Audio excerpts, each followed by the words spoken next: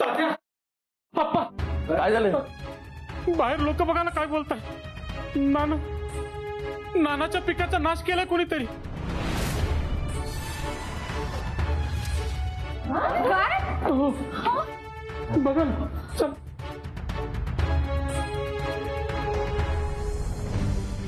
काय झालं?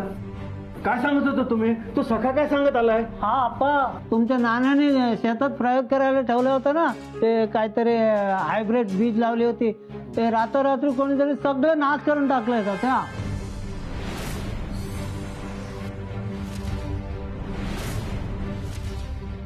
काय नाश केला म्हणजे? अरे सिद्धू, पिकं पार करपून मेली संधी. अरे नाना तर डोक्याला हात लावून रडत बसला बघ. काय? चला आपण जाऊया पटकन. यांच्याजवळ कोणीतरी असायला हवं. आता खूप मनाला लावून घेतलं असेल यांनी. हो ना, आधीच नानांच्या मनात सतत निगेटिव्ह थॉट्स येत असतात आणि आता एवढं सगळं झाल्यावर काही भलतं सलतं केलं तर.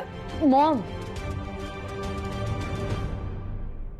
नाही, मी जाते. यांना घरी घेऊन बघ, तू घरीच थांब, मी जाऊन येतो.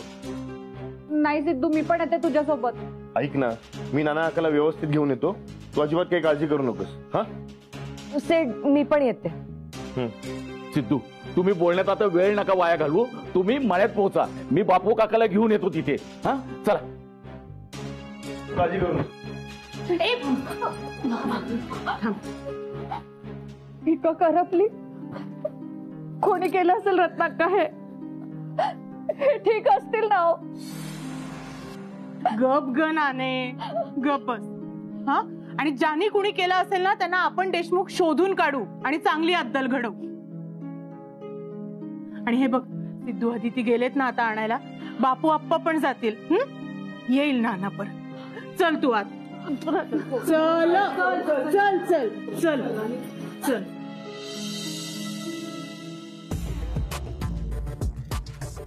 याच निरोपाची मी सकाळपासून वाट पाहते. फायनली आलाय.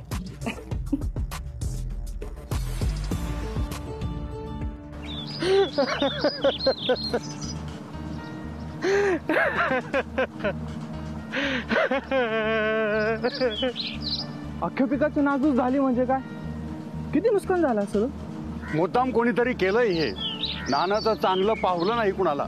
कोण कशाला कराल उगाच? अहो, यांनीच केलंय सगळं. नाना, घाई केलीस तू. मोठ्या भावाचं ऐकलं नाहीस आणि प्रयोग करून टाकला. असं रसायन वापरलं, 1 वर्षभर तरी तुला ही जमीन कसता येणार नाही. तरी आप्पा सांगत होता प्रयोग करू नको, करून टाकलं प्रयोग. कोणीतरी पिकाची नासधूस केली, याच्यामध्ये नानाची काय चूक? कोण कशाला उगाच येऊन करेल? अहो, यांनीच प्रयोग केला. ही हायब्रिड बियाणं वापरली, ही रसायनं वापरली, त्याच्यानंच ही पिकाची अवस्था झाली. नाना, चुकलास तू. तू मला शिकू नको. चालले माझ्या फुटलेल्या नशिबाची पाहणी करून झाली ना, निघायचा. आता कशाला ओरडतोय? आधी डोकं चालवायचं ना. तू कोणाला शहाणपणा शिकवतो रे? कोणाला शहाणपणा शिकवतो तू? थांबतो. काय कोणाला शहाणपणा शिकवतो तू? नाना का? अरे थांब. अरे थांब, तू जरा शांत हो. नाही, सोड सिद्धू. मी तुला सोडलं नाही. तू जरा शांत होशील का? अरे काय करतोयस हे? अरे सिद्धू, बघ ना, हे माझी फजिती पाहायला आले रे. तू निघ आता. हो, नाही घरी. सांभाळा त्याला. निघ आता तू. अरे काय करतोयस तू? शांत होशील का जरा? हे बघ नाना का, जे झालं ते झालं. तू घरी चल. सांभाळा त्याला. काय वेड्यासारखं वागतोय? तू भेट बघतो मला. तुझ्याकडे बघतो रे मी. तू शांत हो जरा. आवरा त्या वेड्याला. तुम्हाला कळलंय ना काय झालं ते? चला निघा घरी. तू भेट बघतो मला. तू शांत हो. तुझ्या अशा हाल करतो ना. आवरा. निघ लगेच. बाबा निघ ना. थांबू नकोस इथं. चल.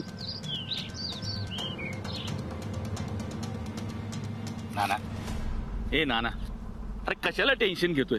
अरे झालं ते सगळं वाईटच झालं रे, पण आता एवढं नुकसान ते आपल्याशिवाय कोणाला जास्त कळणार आहे? अरे आपण परत प्रयत्न करूयात. नाना, आपण सगळे मिळून पेरणी करूया. आणि नाना, आपण ना सगळी व्यवस्थित माहिती घेऊयात, नीट समजून घेऊयात. अरे त्यासाठी कुठलं बियाणं वापरायचं, कुठलं खत त्यासाठी योग्य आहे याची सगळी माहिती घेऊयात आपण. हो, म्हणजे मी काहीच माहिती नाही करता हे पीक लावलं ना, मूर्खासारखं लावलं मी. अरे गाढव आहे मी, गाढव. वा, अरे नाना, आपल्याला तसं म्हणायचं नव्हतं रे. घ्या बापूसाहेब, घ्या तुम्ही एकमेकांची बाजू घ्या. अरे तुमचीच नजर लागली रे माझ्या या पिकाला. नाना, अरे काय बोलतोस तू हे? बरोबर बोलतोय मी, बरोबर बोलतोय. तुम्हाला वाटतच होतं मी हा नवीन प्रयोग करू नये.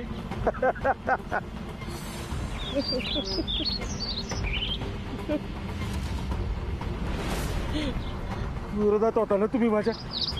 बघा बघा आता या माझ्या शेतीची, माझ्या पिकाची अवस्था बघा. आनंद होईल ना तुम्हाला. जिंकला तुम्ही जिंकला, तुम्ही जिंकला, मी हारलो. ठार बुडालो रे. होते नव्हते ते सगळे पैसे गेले. अरे चांगलं पीक येत होतं रे, पिकाची वाढ पण जोमानी होत होती. आणि एका रात्री सगळं होत्याचं नव्हतं.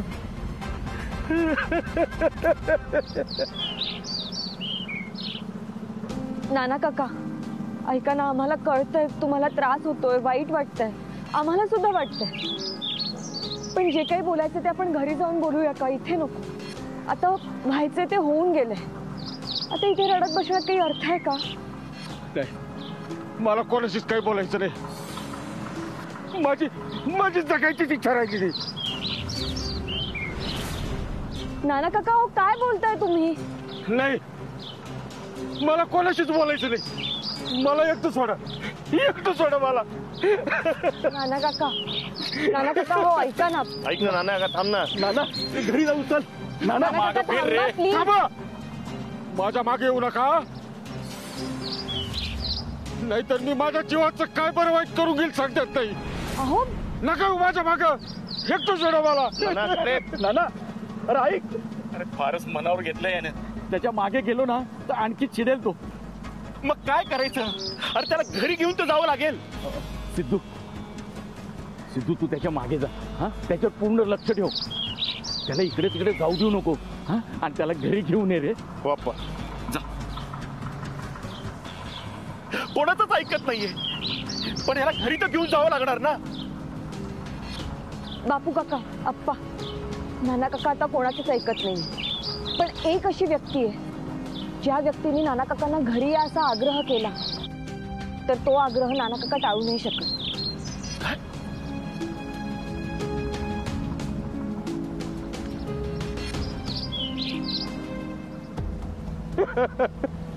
कोणच्या तोंडाने तात्या आणि बळच्या समोर जाऊ?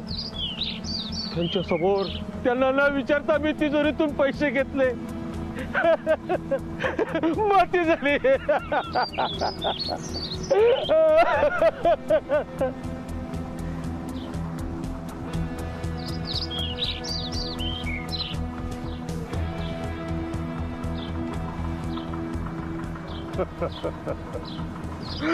देवा, अरे कोणत्या पापाची शिक्षा दिली? हा असंच फिरत राहणार वाटतं. हा काय घरी येणार नाही. हे नाना का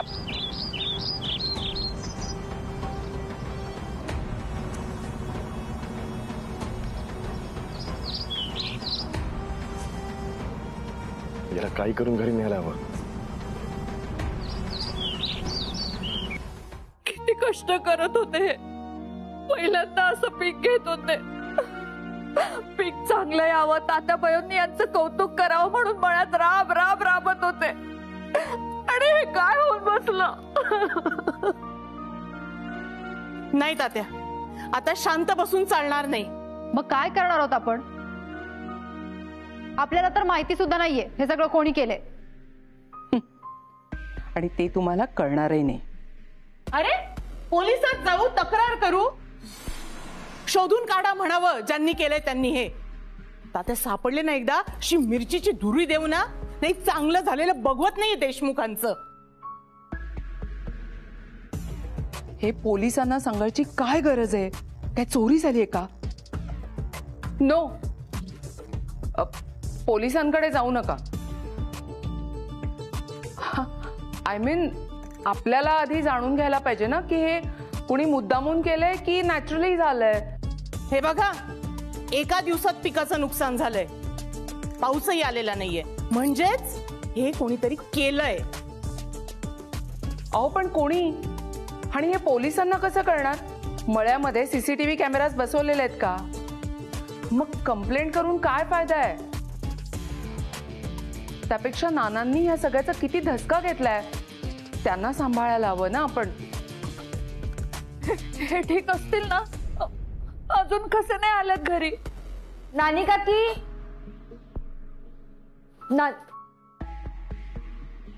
कुठे आहेत हे? हे घरी नाही आले? कुठे आहेत आदिती हे? नानी काकी, नाना काका येत आहेत. येत आहेत म्हणजे? तुम्ही आणायला गेला होतात ना त्यांना? नाना कोणाचं ऐकूनच घेत नाहीये. म्हणजे कुठे आहेत हे आता? माहिती नाही. काय? नानी काकी, नानी काकी प्लीज घाबरू नका. सीड आहे नाना काकांसोबत. मला सांगा, दुमण्या कुठे? दुमण्या? आता दुमण्याच नाना काकांना प्रेमाने घरी आणू शकतो. हो हो हो. दुमण्या, हे दुमण्या लवकर खाली ये. बरं, तिच्या बरोबर कोणीतरी जायला हवं, कारण की आमच्या दोघांवर नाना खूप नाराज आहे. हो, मी जातो ना. अदिती सांग कुठे जायचं? मी सिडला फोन करून विचारते. बापू काका, काय झालं? नाना आलेत का? नाही रे दुमण्या, तुला आदिती वहिनींबरोबर नानाला आणायला जायचंय. हा, जा. चल दुमण्या ये. डॅड चल ये. हे बघा, काही काळजी करू नका. आपली आदिती हुशार आणि खमकी आहे. ती नानाला समजवून परत घरी आणेलच. येईल ग, येईल. येईल येईल.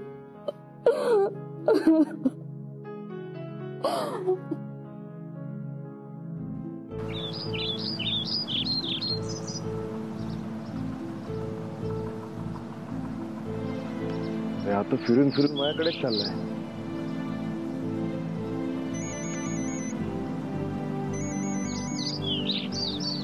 हा आदिती. सेठ, कुठे आहेत नाना काका? तुम्ही मळ्यात या. मळ्यात? हो, हा फिरून फिरून मळ्यातच आलाय. बरं बरं, ठीक आहे, आलोच आम्ही. डॅड, मळ्यात आहेत नाना काका.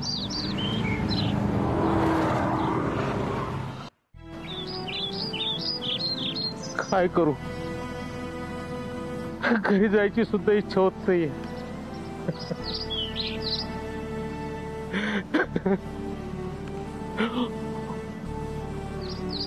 सगळे पैसे खर्च झाले. मजुरांना द्यायला सुद्धा पैसे नाहीत. आणि दुसरं पीक घ्यायचं तर पैसे आणू कुठून? कोणापुढे हात पसरायला सुद्धा लाज वाटते पैशासाठी. कसं दाखवू माझं तोंड?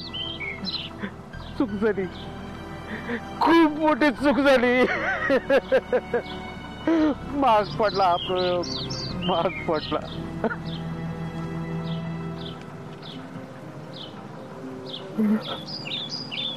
हा बघा, इथे झाडाखाली बसलाय नाना काका. दुमण्या, नाना काका आता नाराज आहेत. ते कोणाशीच बोलत नाहीयेत, कोणाचंच ऐकत नाहीयेत. पण तुझं ऐकते. तू आता जा आणि त्यांना सांग घरी चला म्हणून. जा.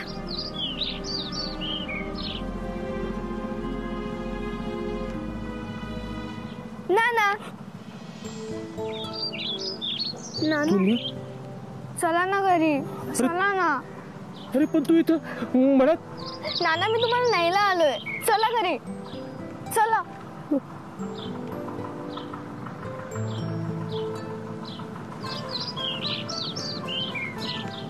नाना,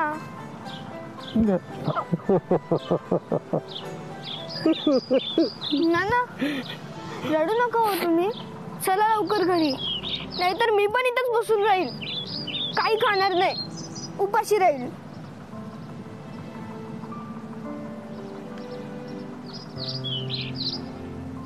चल जाऊ.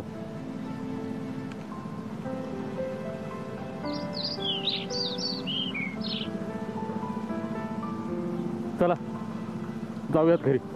नाना काका, मला माहित होतं तुम्ही कोणाचंच ऐकणार नाही, पण डुमण्याचं नक्की ऐकाल. चला घरी, नानी काकी वाट बघतायत तुमची.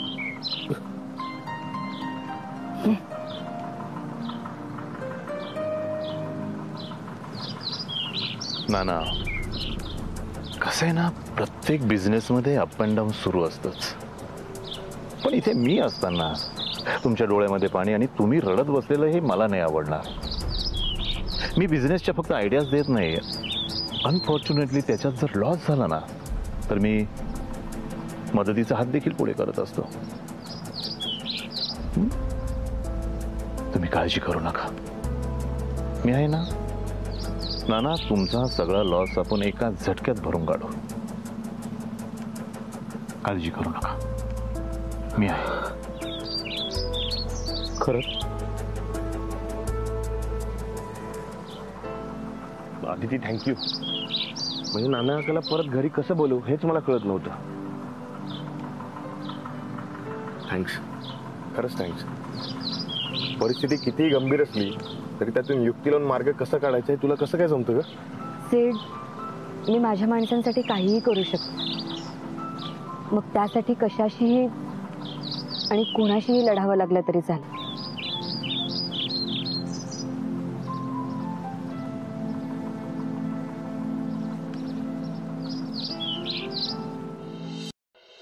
काय करू मला काहीच सुचत नाही. ना हे बघ, असं एकदम खचून जायचं नाही बरं का. हो मग काय करू सर? काहीतरी होईल. होतं नव्हतं ते सगळे या पिकासाठी घालून बसलो.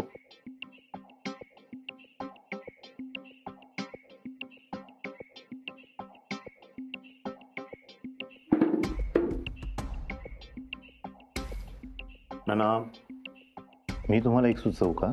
हो सर, विचारताय काय? सांगा ना. मला वाटलंच होतं सर, तुम्ही नक्कीच मला मदत कराल. सांगा सर, मी काहीही करायला तयार आहे सर, सांगा. म्हणजे बघा, मी काय म्हणतो, तुमच्याकडे जे काही आहे ते तुम्ही गहाण ठेवू शकतात. हा म्हणजे तुम्हाला इमिजिएटली पैसे मिळतील ना त्यातून, अगदी काही तासांमध्ये. हा पण सर त्याने काय होणार आहे? हो, असं काय करताय नाना तुम्ही? हो, त्यातून तुम्ही एखादी नवीन जमीन घेऊ शकता किंवा एखादी जमीन तुम्ही कसायला घेऊ शकता. त्यामध्ये एखादा नवीन प्रयोग तुम्ही करू शकता. आलं का लक्षात नाना? पण सर आपल्याला कोण करेल अशी मदत लगेच? नाना, माझ्या ओळखीचे एक फायनान्सर आहे, ते तुम्हाला इमिजिएटली पैसे देतील. काय बोलता सर? खरंच? मी लगेच त्यांच्याशी बोलून घेतो. ओके. डोंगरा एवढे उपकार झाले. काय करताय तुम्ही हे बघा, उपकाराची भाषा करू नका. मला ह्या बदल्यामध्ये काहीही नको. तुमची पैशाची अडचण दूर व्हावी इतका साधा आणि सरळ हेतू आहे माझा.